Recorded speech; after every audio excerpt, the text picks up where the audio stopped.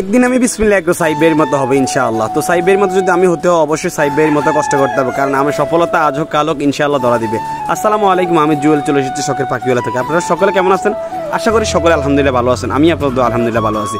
আমি আসলে অনলাইন ঘাটাঘাটি করতে করতে করতে করতে হঠাৎ করে একটা মুরগির খাঁচা দেখলাম, ইউনিক একটা মুরগির খাঁচা। তো আমি চিন্তা করলাম আসলে এই মুরগির খাঁচাটা হয়তো আমি বানাতে পারবো ইনশাআল্লাহ যদি চেষ্টা করি। তো আমি আসলে যে কাঠমিস্ত্রি ওনাকে জিজ্ঞেস করলাম যে আসলে এইরকম মুরগির খাঁচা কি বানানো সম্ভব?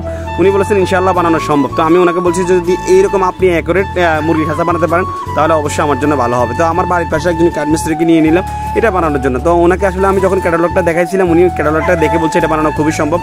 তো আসলে দেখতে থাকেন এই কাঠ উনি যেভাবে বলেছেন আসলে ওইভাবে কাজটা করতেছেন, মাশাআল্লাহ খুব সুন্দরভাবে হবে। আমার আশাবাদী এটা খুব সুন্দর হবে। তো আসলে আমার এটাতে টোটাল কত টাকা খরচ হয়েছে আমি অবশ্যই আপনাদেরকে ভিডিও শেষের দিকে বলবো, সে পর্যন্ত আপনারা ভিডিওটা যদি দেখতে থাকুন। তো আসলে এই যদি আপনি এরকম একটা ইউনিক খাঁচা বানান মুরগির জন্য তাহলে এই খাঁচাগুলোতে আপনি মুরগি বিভিন্নভাবে লালন পালন করতে পারেন। এখানে কিন্তু 60টি খোপের খাঁচা আছে এখানের মধ্যে। তো আমি আসলে 60টা স্টোরের মধ্যে এই খাঁচাটা রাখবো ইনশাআল্লাহ। তো আসলে আমার চিন্তা ভাবনা আছে এখানের মধ্যে আমি আলাদা আলাদা করে মুরগি লালন পালন করতে পারবো, তাও যাতে আমার কোনো রকম সমস্যা না হয়, যাতে ঠিকঠাক মতো মুরগিগুলো পালন করতে পারি। তো আসলে এটা মূলত আমার নিচে যেহেতু আমি বানাইতেছি এটা কিন্তু আজও কালো এটা আমি ছাদে উঠাবো ইনশাআল্লাহ। তো ছাদে যদি উঠাতে হয় তাহলে এটা আমার যদিও একটু পরিশ্রম হবে, তবে নিচে যদি এটা সুন্দর মতো ফিটিং করতে পারি তাহলে ভালো হবে। তো আসলে এইরকম মুরগি খাঁচা আপনারা যদি বানাতে চান অবশ্যই ভালো মিস্ত্রির সাথে কথা বলতে হবে এবং কত টাকা খরচ হয়েছে আমি সেটা আপনাদেরকে বলতেছি।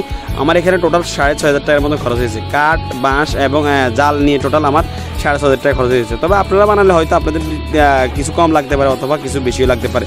তবে এখানের মধ্যে বেশি মজবুত কাঠ দেওয়ার প্রয়োজন নয়, হালকা মিলে কাঠ দিলেও হবে এরকম মুরগি খাঁচার জন্য।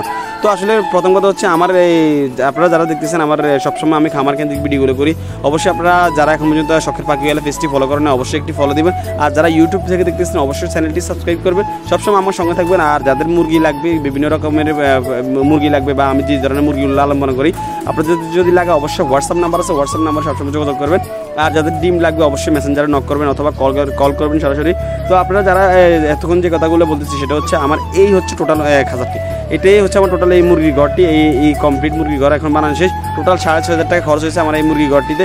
অবশ্যই আপনারা কমেন্ট করে বলবেন মুরগি ঘরটি কেমন হয়েছে এবং দেখতে কেমন হয়েছে, আমার কি খাঁচাটা অ্যাকুরেট বানানো হয়েছে কিনা অবশ্যই কমেন্ট করে জানাবেন।